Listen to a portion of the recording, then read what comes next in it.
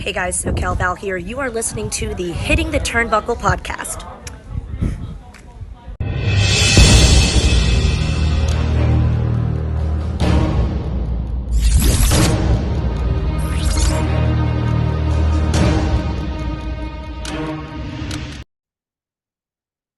Dynamite returned home this week to Daley's place in Florida.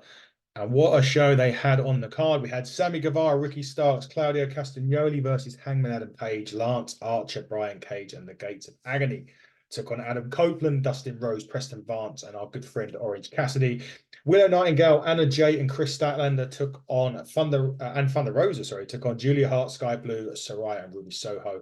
And there was a Texas Tornado main event with Sting and Darby Allin versus a Don Callis family.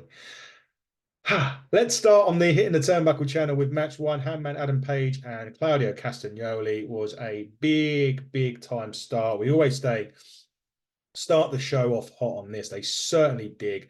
Big time stuff. I'm pretty sure it was the first singles match between these two I've ever seen.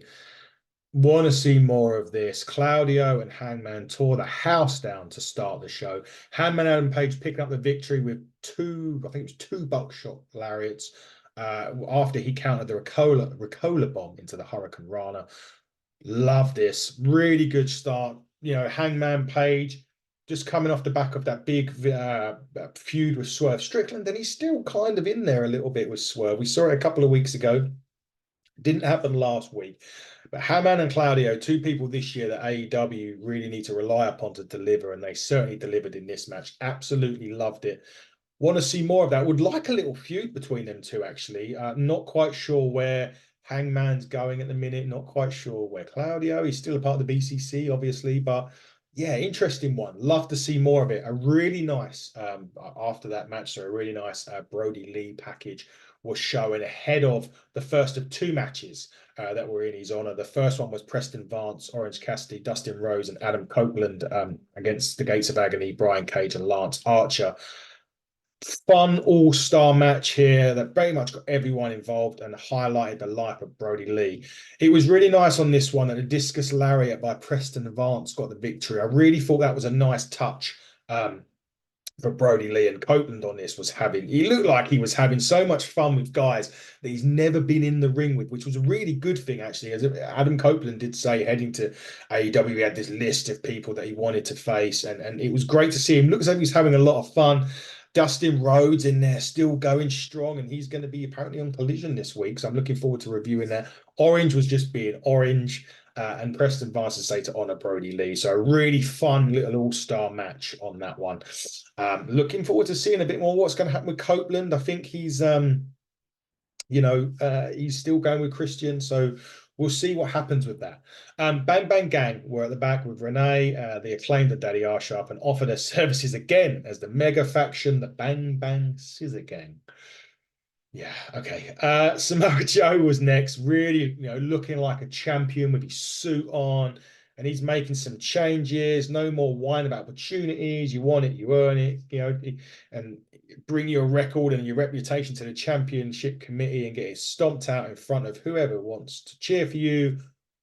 Whoever wants a piece of the Joe, the champion, will be waiting as you hear whose house?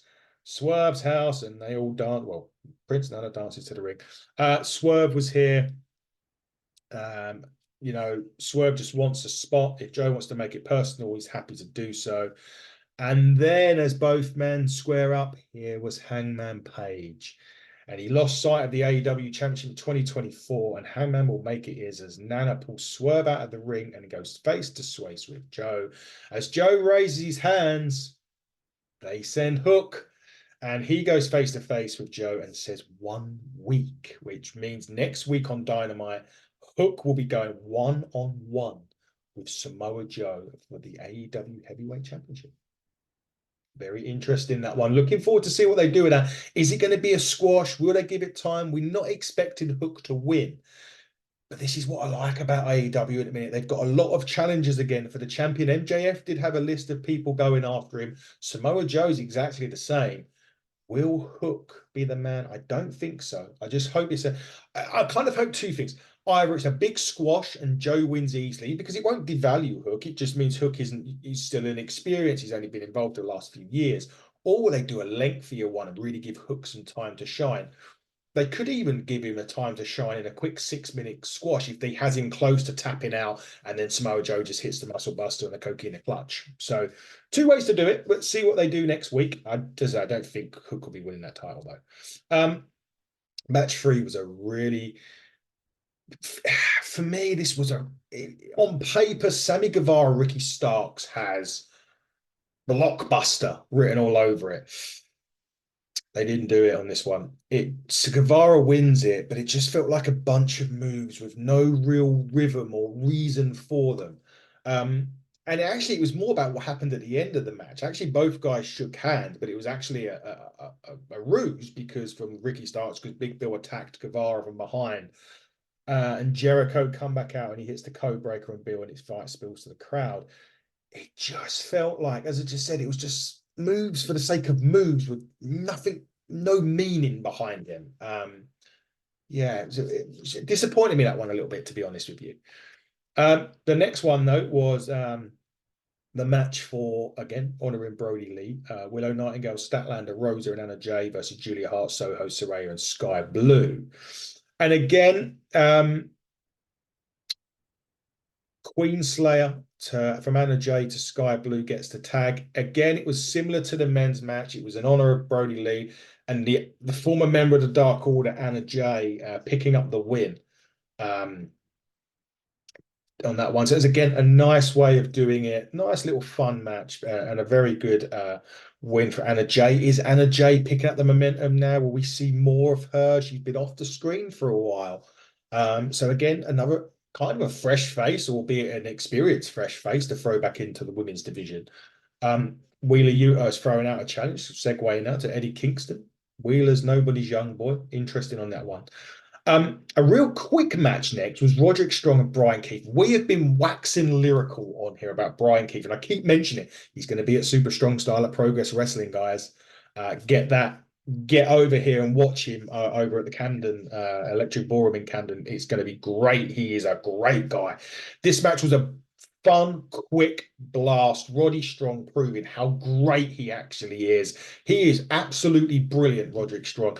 Brian Keith, he needs that graphic soon, the Brian Keith All Elite graphic. He needs it because if they don't, they're going to regret not taking him. And we'll see. I'm looking forward to seeing him in May when he comes over to Progress for the Super Strong Style 16. We're looking forward to that. But yeah, AEW needs to sign a quick match. Roddy Strong picks up the victory in it, but both of these two need to be prevalent in Ring of Honor. Well, Brian Keith could be in Ring of Honor for AEW, but these two are going to be big ones for AEW, and they need to sign Brian Keith pretty quickly. Adam Cole come out for the interview with the guys next, and he said this place was going to change. The Kingdom never got the respect they deserve in Ring of Honor. Wardlow was one of the most vicious men in AEW history, and when the time is right, he will be the new AEW World Champion. Get used to it because the Undisputed Kingdom will be around for a long time. We'll see. Hopefully, they hopefully will.